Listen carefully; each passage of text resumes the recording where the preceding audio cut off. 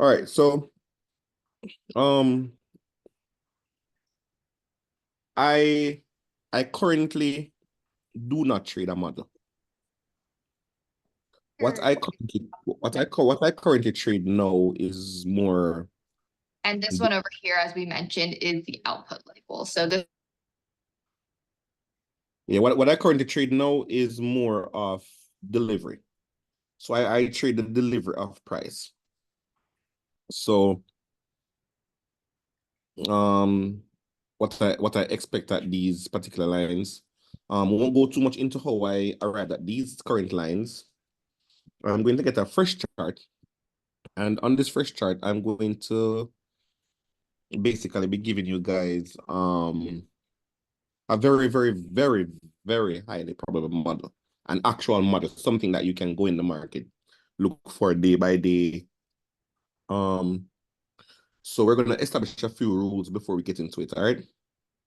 The first thing, the very, very, very, very, very first thing is I want everyone on the call to just dispel the idea of time frames. I don't want to hear about time frames. Nothing matters. The time frame does not matter at this point in time. All right. The only thing matters is the concept. It is the understanding of why. Um, for most traders, if they were to get, let's say, they were to get an examination on trading, let's say ICT students were to get an examination on trading, I guarantee you that if you were to get paid by your passing mark for that exam, most of us would have crazy amounts of money because most persons have studied extensively, pursuing their dreams, and but it is to our detriment as well, because I am guilty of this as well. It is to our detriment when the amount of study we do. So here's what happens. Most of us were able to define the thing. We can define an order block. We can define fair value gaps. We can define, for some of us, can define EO ranges, EOs. We can define most of the lingo that is used in the trading industry. We can define them: buy stops, sell stops, lows, liquidity. We have the definitions. But what happens is that when it comes to the actual application of the definitions, we tend to fumble the bag. One of the things that I've heard a lot of mainly ICT students mention is Yeah. yeah, what I've heard they have mentioned is like PDRE. So like, for example, you'll hear some say, oh yeah, I trade fair value gaps. There's this guy right now, he trades primarily what he calls inversion fair value gaps. It just keeps going. Silver bullets, this, that, the other. Now, I'm a strong believer in that concept. Any concept can work if you just put in enough time into the concept, put enough energy into the concept, and just take your time with it. I'm a strong believer in that anything can work. In order for it to work, though, what is required is full understanding of the concept that you're trading, not just to be able to define it. Because most persons think that, okay, I'm able to define what a BPR is, and they go in the market, they see a BPR, and they immediately think that, oh yes, yay, I'm able to trade this BPR, yay, I'm able to trade this, I'm able to trade a fair value gap, I'm able to trade inversion fair value gaps. However, that is not the case as it concerns actually trading, right? So today what we're going to discuss, we're going to discuss one of my highest problem models. It's a very highly probable model, and it will require knowledge on two main concepts.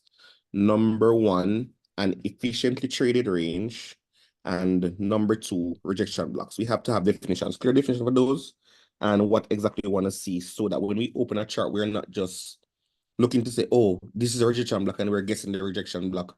We are literally able to open the chart and just know, okay, so my trade idea is going to form there because I'm able to define and know exactly the rejection block and where I am going to apply the rejection block. For example, this right here is a rejection block. Just a quick example before I get the definitions. One of my students, Olivia, she took the rejection block trade here. My two trading partners took this rejection block buy. Actually, three of them. T took the buy, Kish took the buy, Quasi took the buy. Right here this past Friday. This was a rejection block trade. I was not interested in a rejection block because the range was inefficiently traded. I did not care about the rejection blocks. Looking back at it now, in hindsight, I really should have taken this trade. But all right, so the market is closed, alerts are down. Fine. Why is my indicator down as well? Study error script. Let me do this. Oh, damn. Damn. All right, hold up. Let me try this. All right, let me try using BCA. All right, so BCA works. Fine, we're good. We're okay with BCA. I'm okay using BCA, just BCA. Is this down as well? This down. All right, let's use this instead of that, the BCA. All right, so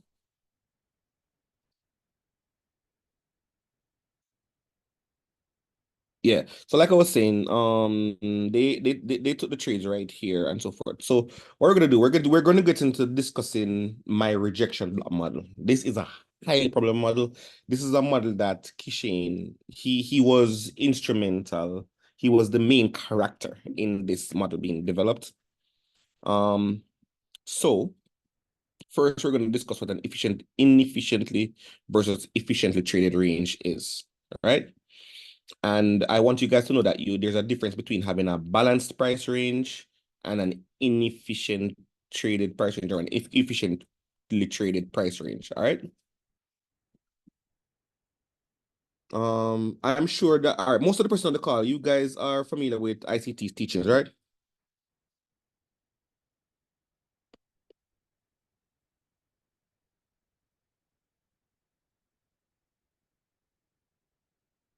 Most person on the call are familiar with ICT's teachings, right? And you've heard him talk about price needs to be like a paintbrush where it when you paint over one time, it has to come back and paint over it again in order for it to actually, yeah. All right, cool. So yeah, price needs to, in order for price or range to be efficiently traded, it requires having both up close and down close candle bodies trading or passing through a price range. So for instance, let's say the range opened here. So we open and we run up. A down close candle body is required at this open price in order for it to, so price was made efficient right here. Traded lower, traded lower, traded lower, which means we need an up close candle body to come all the way back up to here. So at this point, the inefficiency is there. We get an up close candle body there. We get one there. So that is the inefficiency that is currently in the market right there. That's the inefficiency.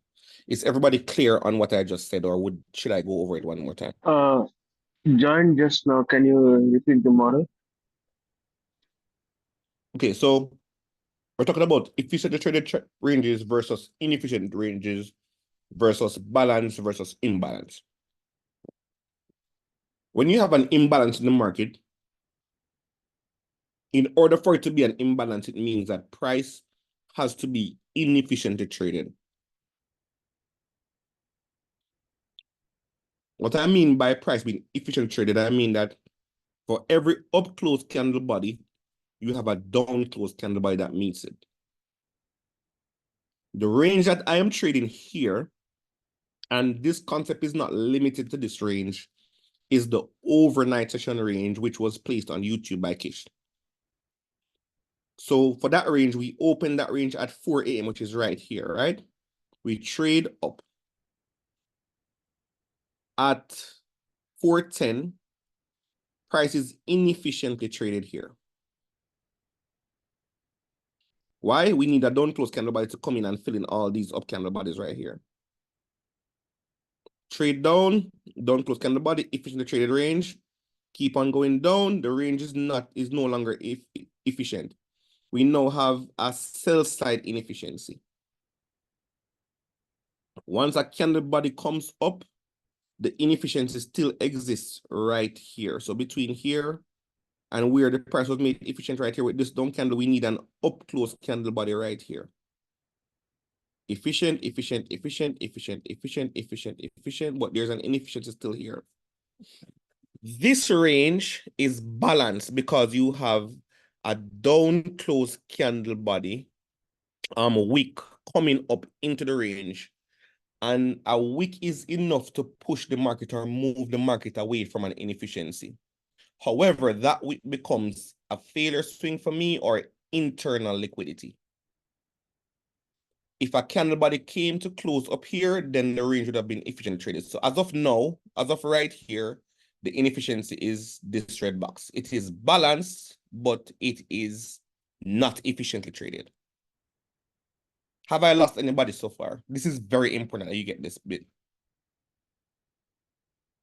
Is everybody following along? Is everybody good? Any questions so far? I can't move on if this is not clear. You're ignoring the volume imbalance that's showing in when it's coming down. That we ignore it. What's your name? Vinayaka. Okay. All right, Vinayaka. I want you to see price what it is. Forget about all the lingo. Forget about order blocks. Forget about PD arrays, volume imbalances. Forget about all of that. We are discussing price being delivered efficiently versus inefficiently. Okay? Yeah. Do you understand when price is efficient versus inefficiently traded? Yes. Okay. The inefficiency is here because there is no up close candle body coming right here. We need an up close candle body to come and fill this. Has to fill this red box. However, if you get an up close candle wick inside the red box, that is enough to push the market down. However, because the inefficiency is still there, that wick becomes liquidity. There's liquidity here. You need up closing candle bodies up here to fill this void right here. Has nothing to do with the volume imbalance, has nothing to do with no fair value gap. We need up close candles to come right here. Candle body to close up here to fill this box in. Because at this point in time, we only have downward price action, selling. So it's a sell side inefficiency. But it is also a buy side imbalance. Make sense? I basically just explained what a BC is and what a CB is. Buy side imbalance, sell side inefficiency. That is what ICT meant by that. I'm positive that most persons believe that a BC or a CB is just a fair value gap. It is not. Can I move on now? We are considering, we are considering 3:55 a.m. candle. We are ignoring it, right? From 4 a.m. we are looking at. Yeah, we started at 4 a.m. That's where I started. But this that I'm telling you, it is not limited to 4 a.m. It's whatever range that you are trading in the market. You could use London session to trade it. London what's that thing that ICT called again? London kill zone. It's just dependent on you, the trader. I am using or even individual candles of 1 hour. We can do that as well, right? You can use any individual 1 hour candles as well. Yes, but I don't want you to limit it to a time frame or anything. All we're looking at is price being efficiently traded versus inefficiently traded. Yeah, got it. Here's what I'm going to do for you. This call is going to be recorded. I'll let you watch the call when we're through, because if we keep going back and forth, because there's clearly some disconnect right here. Because in the chat I'm seeing where most persons, they understand the concept that I'm trying to get across. When you have any questions, you can just send them in the group, or you can send them directly to me. All right? Sure. All right. So at this point in time, we have up closing candle wicks. So that is enough to push the market down. We get CSD here, come back in, and we get a huge sell-off. I am not trading this sell-off. I am waiting for an entire range to form, which is, let's say, between 4 and 8 a.m. before I decide where the inefficiencies are, and then I'll get my trade.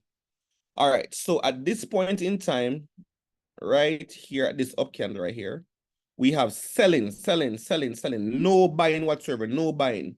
This is a huge inefficiency, huge imbalance. Get candle body right here, here, here, here, here. So the inefficiency inside the market, once the overnight session closes or the range that I'm trading closes, and it's time for me to get active, the inefficiencies in the market lie right here and here. The model that I'm about to teach, you cannot trade this model when there's an inefficiency inside the range that you're trading. All right? There is no trade here with this model. So the range that I'm trading is between 8 a.m. I'm sorry, 4 a.m. to 8 a.m. All right? So let's say this range was efficiently traded, which I'm going to look for an example of an efficiently traded range for you guys now. All right, so looking at this range, this range is inefficient because we opened, sold, came up, so we need up closing candle bodies right here. We got it right here. Then we have up, down. So we need a down closing candle body between this body right here and this body right here. So an inefficiency is right here. This is not efficiently traded. Let's keep it moving.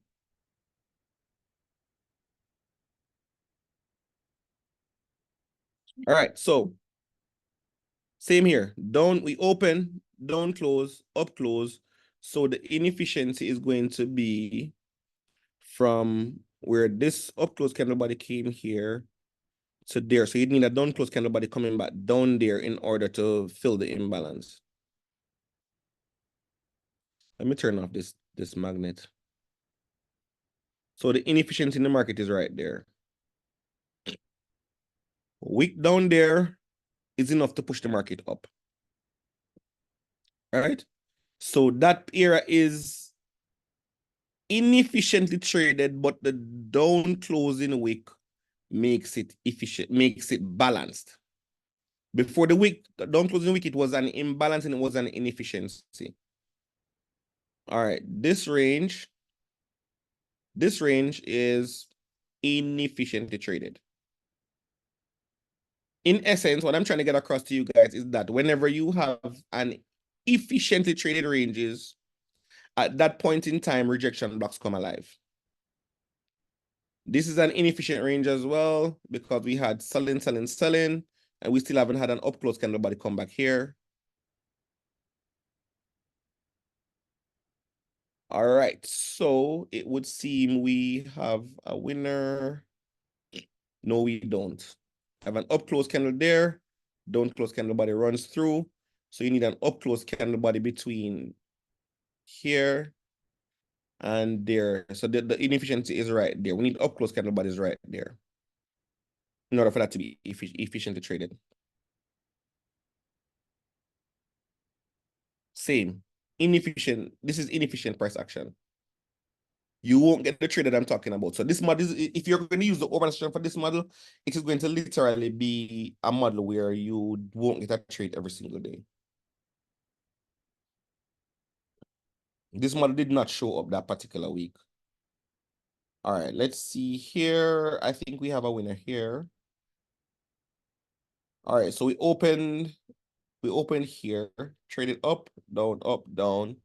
Inefficiency between here, up candle came back, balanced it, up, didn't take a new high, down, still didn't take a new high. All right, so to this point is efficiently traded, down. So we had this up close candle body coming back. All right, so this made price efficient. So this is where the model will show up at this point in time. So whenever you have an efficiently traded range, as we do here, there are no inefficiencies inside here. You are going to get your trade idea at one of two places. It is going to be at either the midpoint of the range that you're trading or average pricing, or at rejection blocks inside the range. Rejection blocks. Rejection blocks. Closing below or above a rejection block is going to show you direction. Is there any questions so far?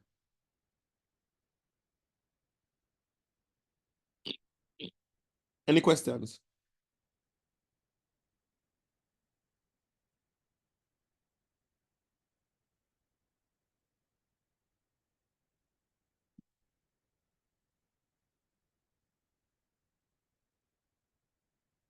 All right, so the concept is clear to everyone, right? In this case, once this up close candle body came back here, we had selling on the menu.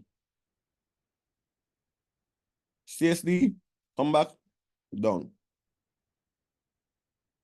You're going to target the rejection block as your take profit. So when the range is efficiently traded, all you're waiting for is the market to come into average pricing or the rejection block here, and you go from rejection block to rejection block. If you close beyond a rejection block, that is going to show you the direction for the market for that particular day. Now, here's what I want you guys to do now. I want you guys to choose a pair, any pair, and we're going to look for this model on that pair.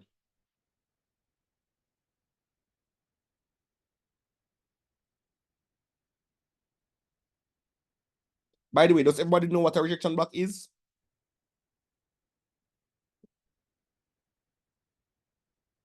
All right, let me just give you a definition for a rejection block. A rejection block is the highest up close candle inside a swing high or a swing low. There are other rules that I use to supplement what rejection blocks I think are the highest probability, but that is not important for this particular lecture. All right, so someone said, let's try GU. I think GBP/USD is an absolutely trash ass pair. However, let's go.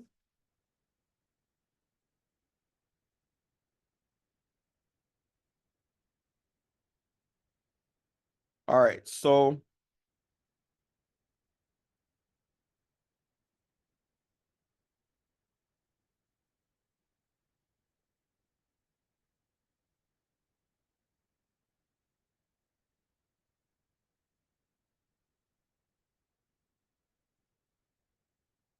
see direction.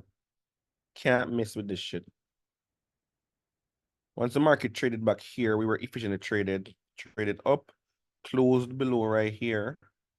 So the rejection blocks would have come into play. See that we're going to go down right there. That's one. But it wasn't efficiently traded before. It was efficiently traded outside. All right, so we have a perfect one right here.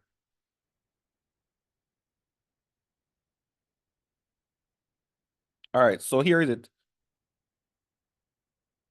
Actually, this is not efficiently traded because you have an inefficiency right here. It has been really hard to find inefficiencies these past weeks doing them. All right, so there's the inefficiency right there. So the model would not have shown up right here. You could not have used a rejection block to get into this move right here or the average pricing. All right, let's see this pair right here. So we open here, trade down, up, become efficient to trade it right here. Up, down, close candle. Inefficiency still inside there. No trade.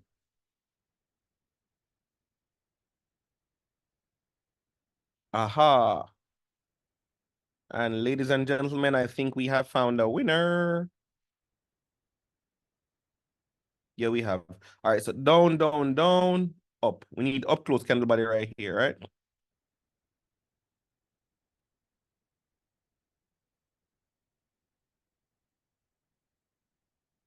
So we have a tiny inefficiency right there.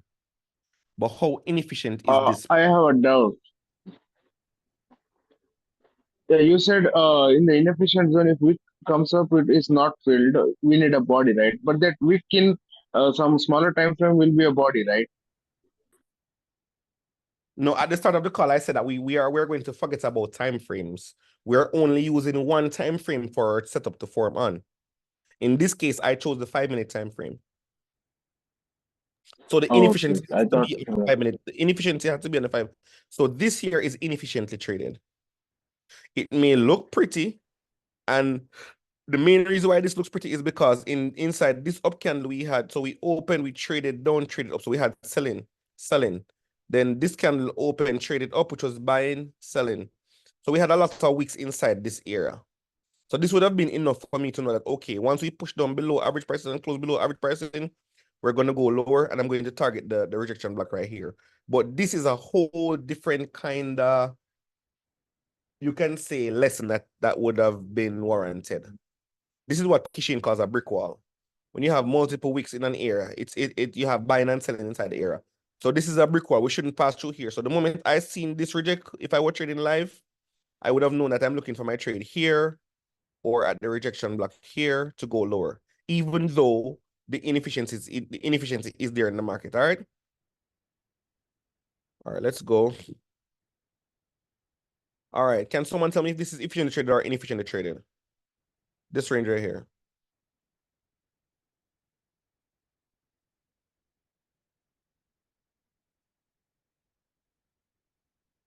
Looks efficient. Looks efficient. All right, so let's see. So we opened, traded up, down candle body, came back right there, up, up, down candle body, up, down. So we need a down close candle body right here. We got that right here. We traded back up inside the range. Yeah, so we are indeed efficiently traded, right? We are efficiently traded for this range. So for this particular range, once the range closes here, which is actually 8:15, guys. For the persons who are in the paid portion would have known that it is 8:15. However, 8 o'clock is fine to use as well. So if you look right here, we have a rejection block right there. That's a rejection block. So it's the highest closing price. It's the closing price of the highest closing up candle. And we did not tap it here. Closing below, I would have probably gotten stopped out here, because the moment I see the range efficient traded, I would have marked that. I would have marked this right here. So I would have had those two rejection blocks marked on my chart. I would have had average pricing marked on my chart. I would have had this rejection block marked on my chart.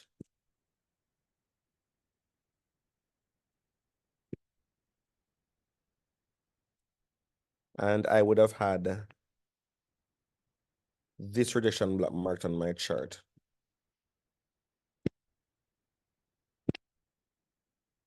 I'm looking for trades to and from these red lines inside an efficiently traded range. So we come down here. Once we get CSD come back, I'm taking that buy up to this rejection block or this one. If this does not require any bias, all you're doing is taking trades from rejection block to rejection block. Once you start closing below rejection blocks and average pricing, it gives you an idea of the direction that you're going to go in.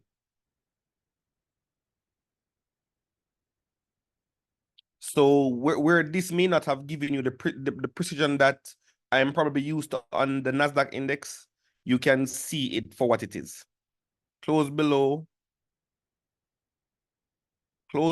average pricing, created a rejection block right there. Traded up, then tag the rejection block. Traded down to here. I probably would have looked for a buy from this rejection block upward, but I would have looked at this candle closing to say, okay, we close above this, we close below here. Let me wait a bit. Traded back up, still no entry. Traded down, back below average pricing. Wick, brick wall. Brick wall. I'm going to squeeze on average pricing. I'm going to go to the lower time frame, 1-minute time frame, look for an order block somewhere inside here. Once we trade low, CSD come back, I'm taking my trade. Stops above here, and I'm taking it down. Rejection block, probably scale off at this rejection block, probably scale off at that rejection block, and I'm done for the day. But this is me choosing the overnight session as my range that I'm trading. There's also the afternoon overnight session. There's also Asian overnight session. You can use either any session you want to, any range you want to use, you can use it. Now I'm going to give you the logic behind this particular model. If you look inside a range that has been efficiently traded, that means that there are no imbalances inside the range. Which means that the only PDR rates that exist inside this that are fair value are going to be failure swings. And rejection blocks are indeed failure swings. This rejection block is not a rejection block until a candle trades to it and rejects it. This is not a rejection block. There's no candle that traded through it and rejected it. This is a rejection block candidate.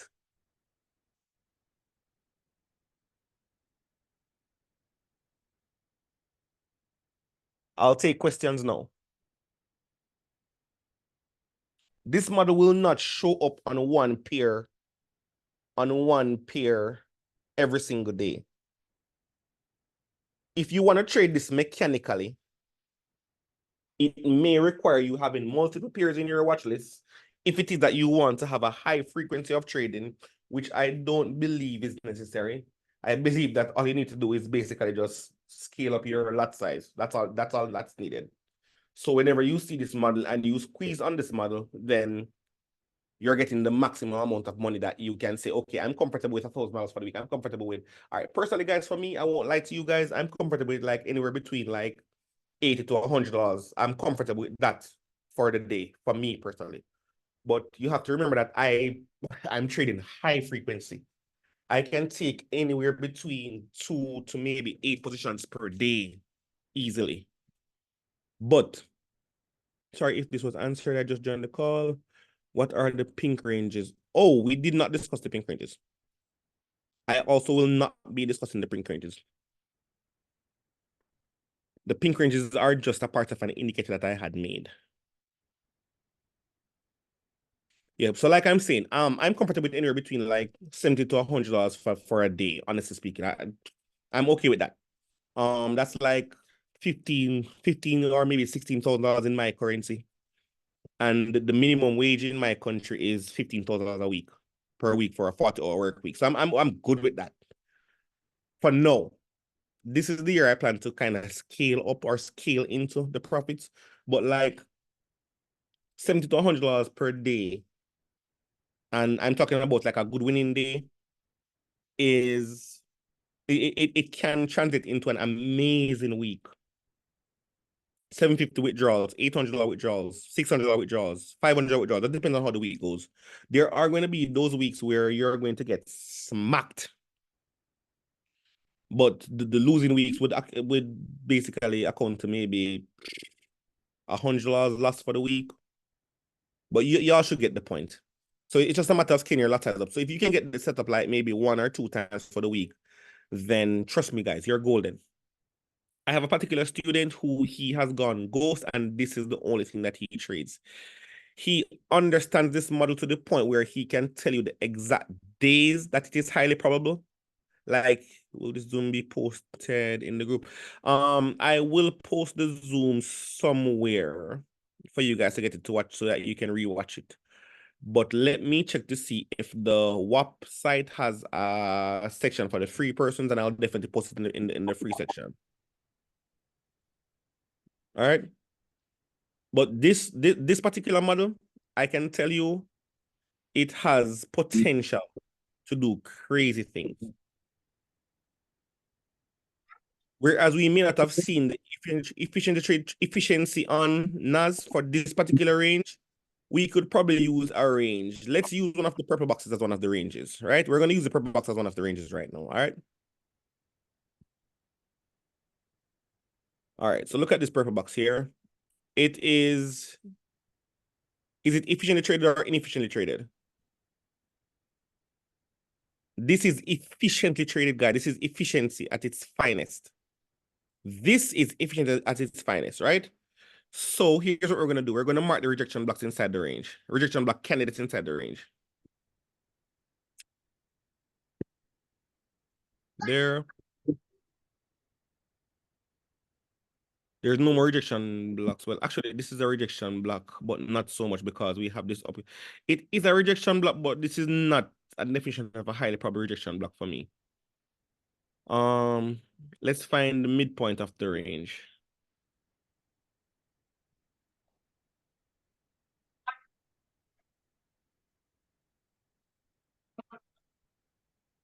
So the midpoint of this range right here is going to be my first TP, right? All right. So what did I say that you need to see happen at a rejection block for it to be validated?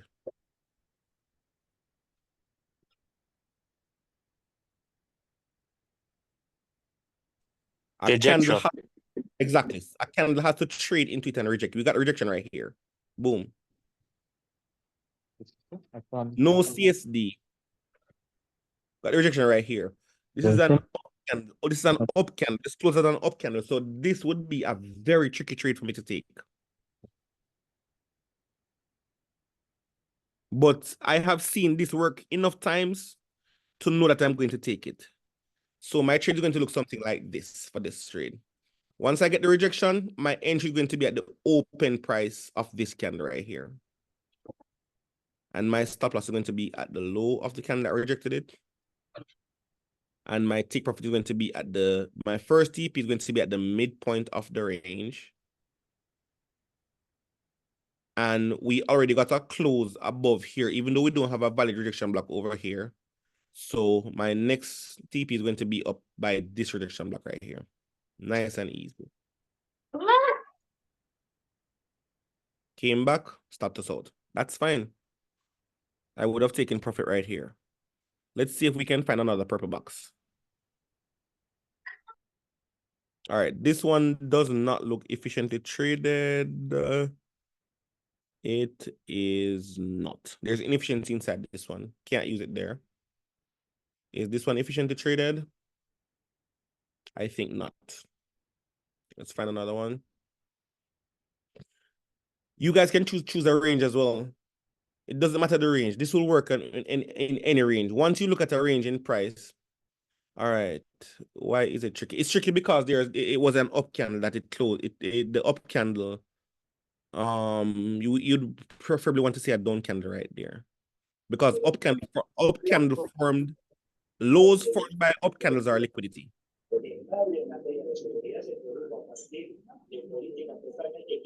Yes, exactly, Tevante. Correct. 100%.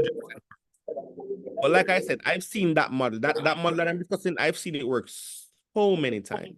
I'm taking it. And my first EP is going to be the average price of whatever range that I'm trading. Tell me a range that you guys choose to trade. Maybe the thing about it is gonna be very hard to look at it because I don't have indicators for like other ranges. This could be posted. I have just got in, just saw the link. Oh, that's fine. Yes, I'll try to post it somewhere. Once I speak to Kish to see, I will be speaking to Kish and Akash to see where we can place calls that we're making public. And we'll take it from there. It will not be posted this evening because we're still trying to get all the videos from last year's live sessions up and running. But play with the model, play with it. Play around with the model a bit. If you have any questions, I'm always free to answer the questions. And let me know what you guys think. And I will be if there are any questions, any comments, any concerns, I'll take them now. By the way, GU is such a trash pair. Volvemos en vivo al Prado con la apertura de la semana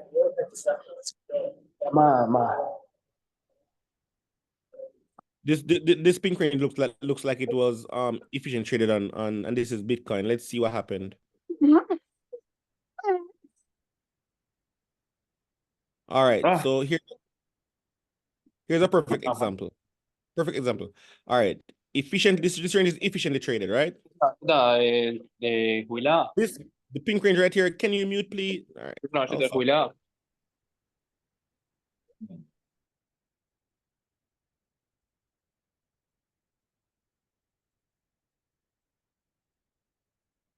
All right, so this range is efficiently traded. Here's the rule. We closed below the rejection block. So we disrespected the rejection block right here. See? Closed below it right there. This is an indication that we're going to be selling off.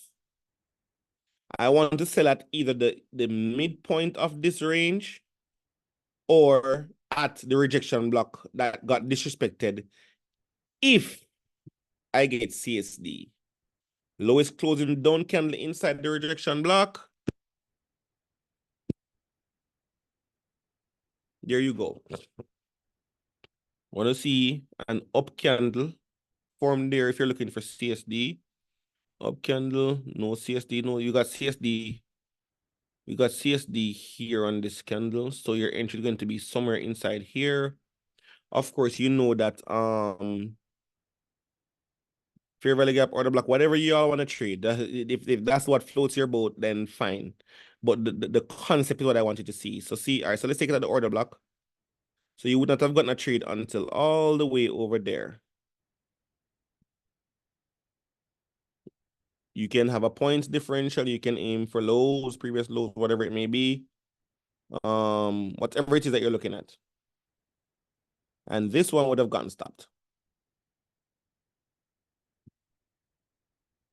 Would have gotten stopped. Did the rejection block here provide a trade? It's a possibility. Let's see.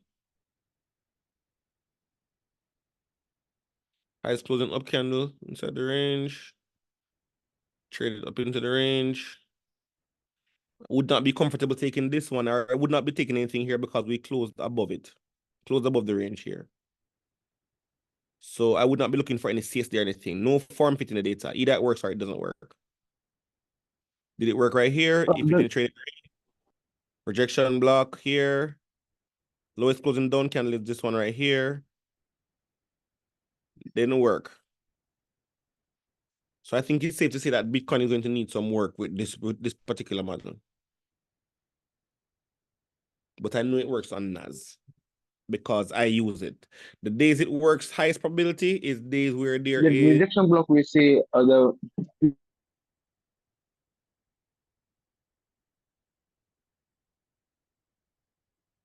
Ask your question. I'm here. I'm listening.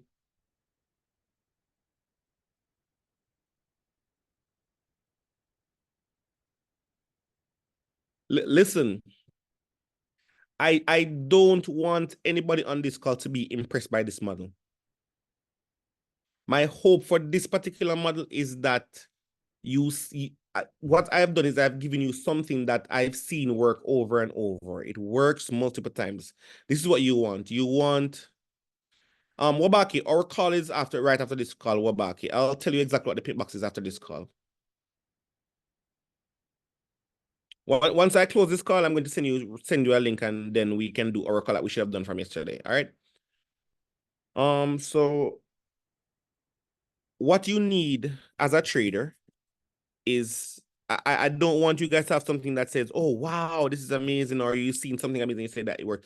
I want to give you guys something for you to actually work on, something to say, okay, I'm going to make this my bread and butter. It is most highly probable on days where there is no high impact news, and it is highly probable on a Monday, mostly on Monday. It works 70% of the time for the week, it works on a Monday. I think Tuesdays is like 40% of the Tuesdays. No, not Tuesday. Friday, 40% Friday, 70% on a Mondays, and the other days of the week, it was like in the 30% based on data that we have collected for about 2 years. 2 years worth of data that we have collected. So immediately, I'm telling you that you can go in the market on a Monday where there's no high impact news and literally anticipate trading this particular model I just told you about. I have a student by the name of Tariq. This is all he trades on a Monday, and then he goes about his week. If there's high impact news on a Monday, he knows that he's not trading that particular way because this is the month that he has practiced and he knows inside out. In trading, you guys, you only need something that happens at least anything over 50%. Anything over 50% is an edge. The only job you have after that is to make the probabilities work in your favor, which means you will not be taking one-to-ones on this particular model. You will not be taking one-to-one on this particular model. It has to be a one to at least 2 ratio. All right. Any questions?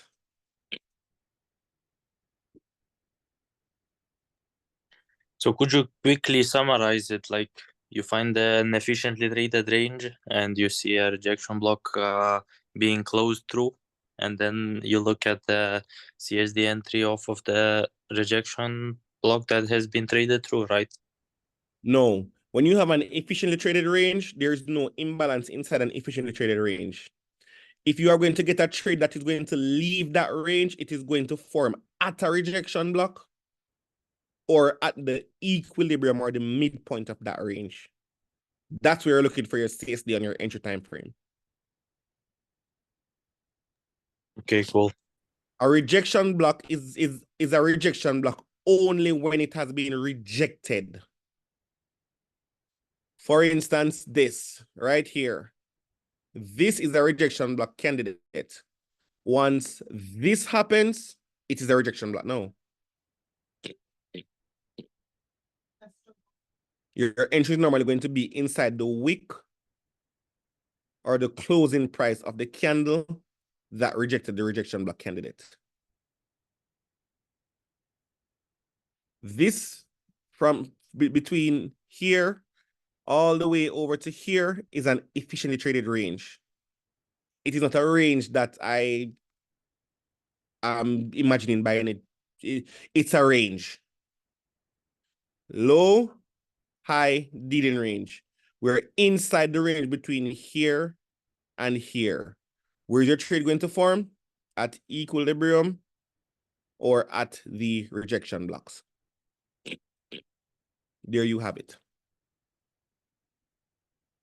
So if this is the range and we come down here, we come back up, we're looking at rejection blocks inside this range.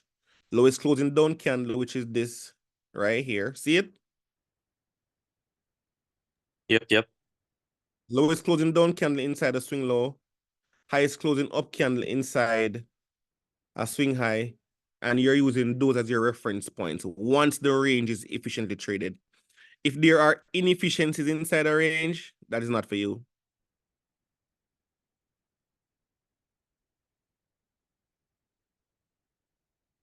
Make sense? Yes. So your trades are going to be at the average price, the midpoint, or it's going to be at the rejection block down here. Rejection block candidate doesn't become a rejection block until we reject it. Wicks rejecting it. Your entry is going to be inside between the open and the low of this. Stop loss here. If you feel safe there, fine. For me personally, my stop loss on NAS does not exceed 7 to maybe 13 points the most. I have a 13-point stop loss on days that there are high impact news, which you know is going to make the range open up a bit on you. All right. So it's any range in the market, as long as the range is efficiently traded. But the important thing is that you understand that, okay, inefficiencies, an efficient traded range has absolutely no fair valuation inside of it. The fair valuation is going to be at the the swing highs and the fader swings in the swing highs or the swing lows, or it is going to be at average pricing, which is the equilibrium. If you guys remember back to ICT's very first mentorship video, elements of a trade setup, where he talked about consolidation, expansion, retracement, and so forth.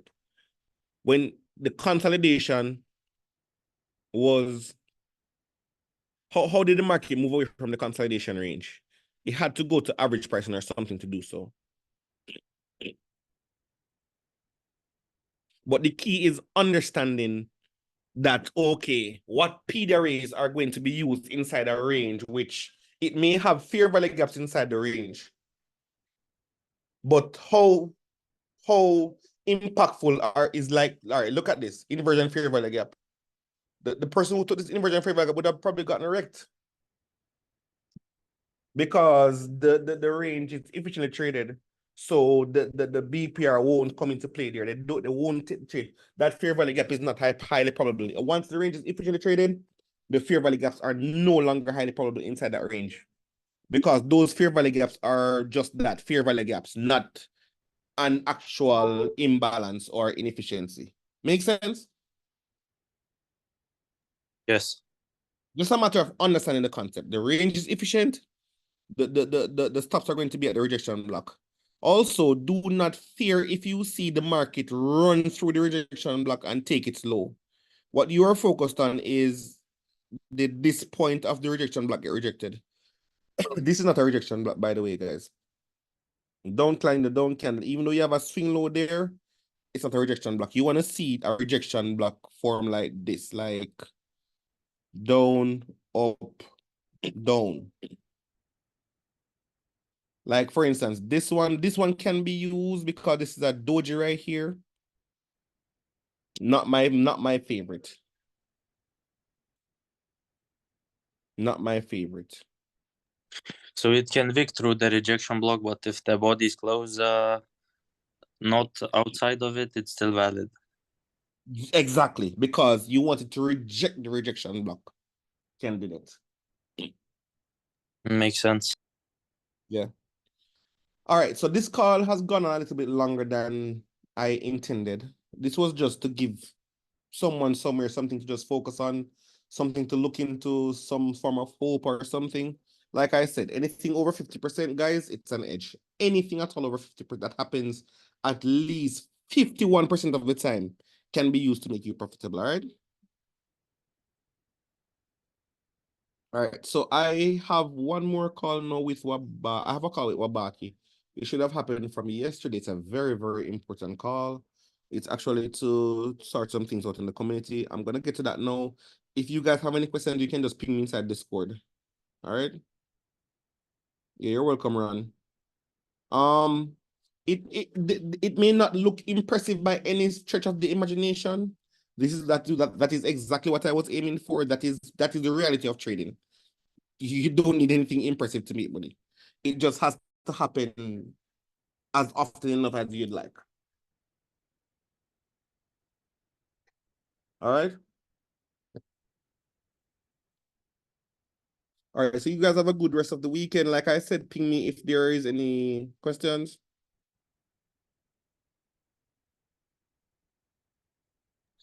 Cool. Thanks, man.